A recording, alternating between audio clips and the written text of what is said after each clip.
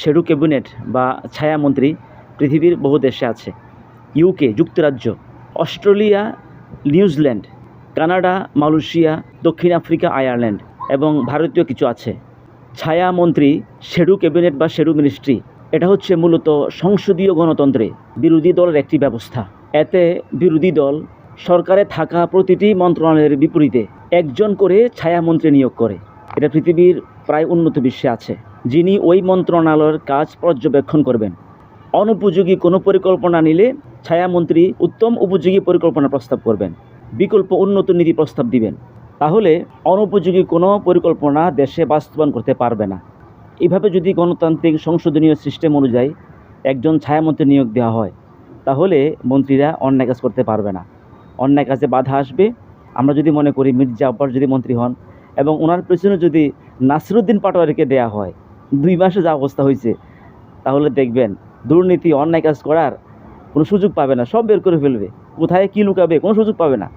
যিনি প্রথমে এই প্রস্তাবটা দিয়েছেন ওনার পেজ স্ট্যাটাসের মাধ্যমে, জনাব শিশির মনির, ওনাকে যদি কোনো মন্ত্রীর পিছনে দেওয়া হয়, তাহলে ওই মন্ত্রী যে অন্যায় কাজ করবে সুযোগ ইনশাল্লাহ পাবে না। তা আসলে এটা দেশের কল্যাণে, জাতির কল্যাণে, মানবতার কল্যাণে এই ছায়া মন্ত্রণালয়ে মূলত নিয়োগ দেওয়া হয় বিরোধী দলের পক্ষ থেকে।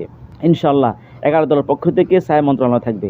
আর এতে আরেকটি সুবিধা হচ্ছে, পরবর্তীতে যদি বিরোধী দল আল্লাহ চায় তো ক্ষমতা আসে, তখন ওই মন্ত্রণালয়গুলো চালাতে সহজ হবে।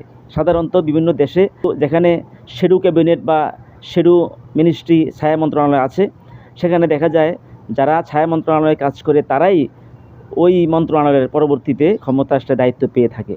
তাতে পরবর্তীতে কাজ করতে অনেকটাই সহজ হয়ে যায়। ছায়ামন্ত্রীগণ সরকারের ক্ষতি করবে না, বরং উপকার করবে। তাআওয়ানু আলাল বিররি ওয়াত তাকওয়া ওয়ালা তাআওয়ানু আলাল ইসমি ওয়াল উদওয়ান। ভালো কাজের সহযোগিতা করো, গুনার কাজে নয়, দুর্নীতি কাজে নয়। অর্থাৎ সৎ কাজে, দেশের কল্যাণে ছায়ামন্ত্রীগণ সরকারকে সহযোগিতা করবে। এটা মনে রাখতে হবে, তারা দেশের কল্যাণে, দেশের ক্ষতির জন্য নয়।